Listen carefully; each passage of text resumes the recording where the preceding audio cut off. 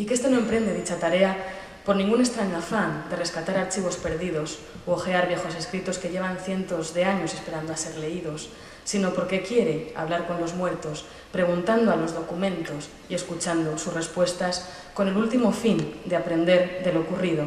Porque si abandonamos esa tarea de volver atrás, si el pasado deja en algún momento de darnos su lección, entonces estaremos condenados a repetir los errores cometidos, a vivir abocados al olvido, y este es sin duda el peor de los destinos posibles. En este sentido, leer y estudiar los documentos que los presos y presas del franquismo escribieron, en los cuales reposa hoy su memoria, que es también la nuestra, es no solo una manera de conocer mejor el uso que estos hicieron de la escritura, la sociedad en la que vivieron o las formas de la represión que se llevó a cabo con todas sus consecuencias, sino también y sobre todo un modo de salvarnos, una manera de evitar que se repitan historias tan dolorosas y tan indignantes como las que vivieron entonces quienes fueron perseguidos, encarcelados, castigados y ejecutados, cuyas voces y escritos, gracias a la labor de los historiadores, a la valentía de los protagonistas y de sus familias y a la solidaridad de asociaciones y colectivos, como el colectivo contra el olvido de la Universidad de Valladolid, llevan ya muchos años despertando del letargo, del silencio y del miedo. Muchas gracias.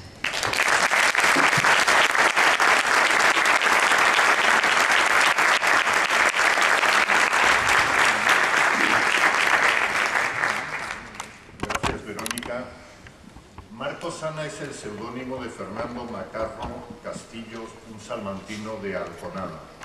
Un seudónimo que se forma con los nombres de sus padres, Marcos y Ana.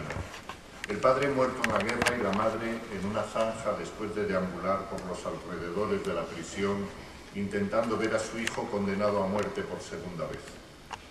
Poeta español, nacido en 1920, ha sido el preso político que pasó más tiempo en las cárceles franquistas,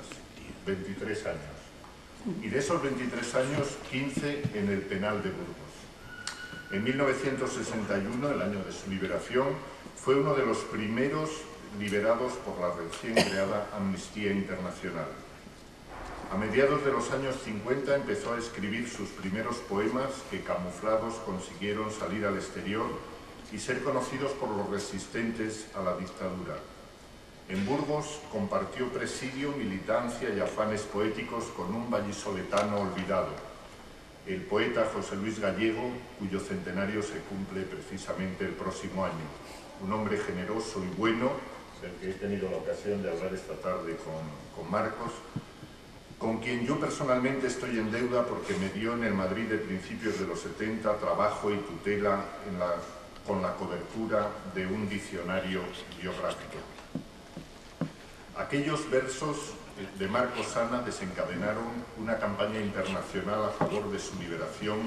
en la que destacaron con especial protagonismo Rafael Alberti y María Teresa León, además de Pablo Neruda. De aquellos versos quiero leer 4 que me parecen muy significativos del tipo de poesía, de la poesía de Marcos Sana. Mi vida os la puedo contar en 2 palabras: un patio y un trocito de cielo donde a veces pasan una nube perdida y algún pájaro huyendo de sus alas. En 2007 publicó un emocionante libro de memorias, Decidme cómo es un árbol, memoria de la prisión y la vida, prologado por José Saramago, y un libro sobre el que Almodóvar tiene el proyecto y el compromiso de hacer una película.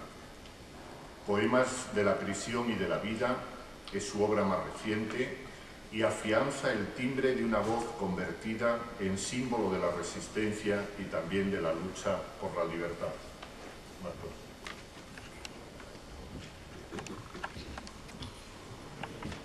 Buenas tardes. Bueno, yo vengo un poco maltrecho a esta reunión porque estoy con un catarro que no me lo quito de encima y he traído la voz, estoy muy afónico. El sentido común me decía que no tenía que haber venido, pero la responsabilidad me decía que sí, que tenía que hacer este viaje, aunque fuera en estas condiciones. Yo en primer lugar quisiera decir que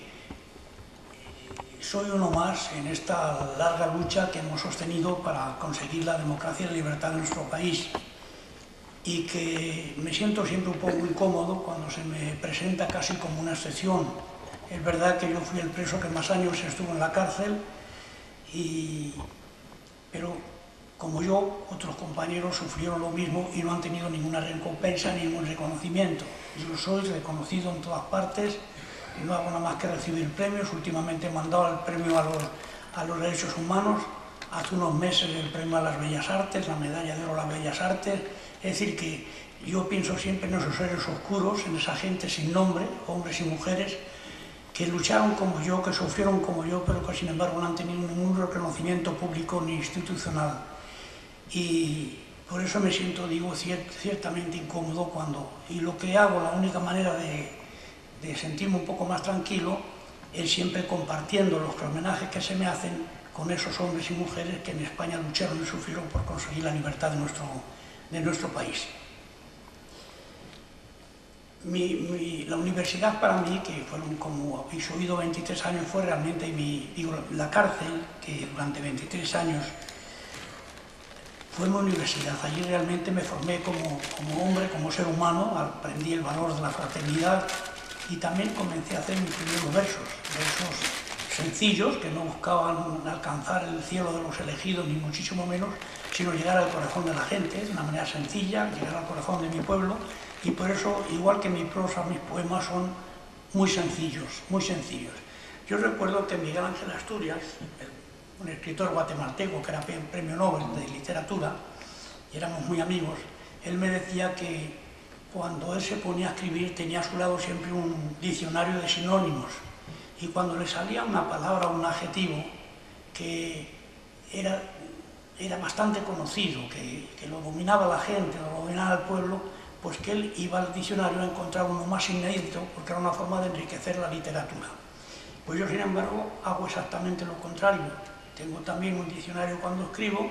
y cuando me sale una palabra o un adjetivo que para mí tiene significación, pero que no está al alcance de todo, no es una palabra que el pueblo use comúnmente, voy a buscar en el diccionario la palabra del pueblo para que mis libros y mis poemas sean sencillos y estén al alcance de la gente que quiero, de mi gente, ¿no? En la cárcel yo empecé, como se decía, a escribir, ¿no? Y escribí sin conocer la carpintería de un poema siquiera, en una celda de castigo. Los compañeros me pasaron clandestinamente con un guardián al que teníamos más o menos sobornado, me pasaban algo de comida cuando estaba así chapado en una celda, pero en una ocasión me metieron unas hojas arrancadas de un libro de Alberti y de Pablo Neruda, y las habían manoseado un poco, porque sabéis que el papel suena mucho, y lo habían metido en el petate, porque por la mañana cuando estás castigado te quitan el petate,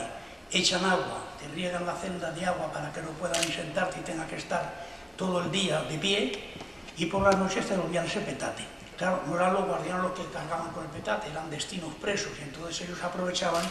por un costado del petate que tenía un pequeño descosido, o que se hacían un pequeño descosido, pues metían trozos de queso, de comida, en fin, y al mismo tiempo pues me mandaban mensajes.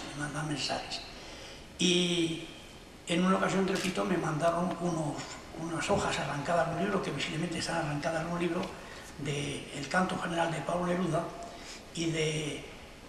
otro de Rafael Alberti, me parece que era La Capital de la Gloria. Y yo, pues, aquello me creó un ambiente un poco especial, y yo sentía subir de mí una melodía que me llevó a escribir, en principio sin dominar, repito, la carpintería del poema, ni la métrica, ni nada, pero que sin embargo, pues a mí me consolaba eso en la cárcel, y al mismo tiempo, pues cuando salí en libertad, me encontré con poetas consagrados, como José Luis Gallego, que fue muy amigo mío, y se lo entregué, se lo enseñé, y dije, pero es extraordinario y tal y cual, no tiene nada más que conocer un poco más la métrica, y total, que así empecé a escribir, ¿no? Y éramos ayudados en la cárcel sobre todo por libros clandestinos que nos llegaban, y que claro, son milagros que son difíciles de entender, porque claro, la cárcel es un cerco de hierro y de cemento y es muy difícil pasarlo, ¿no? Pero sin embargo,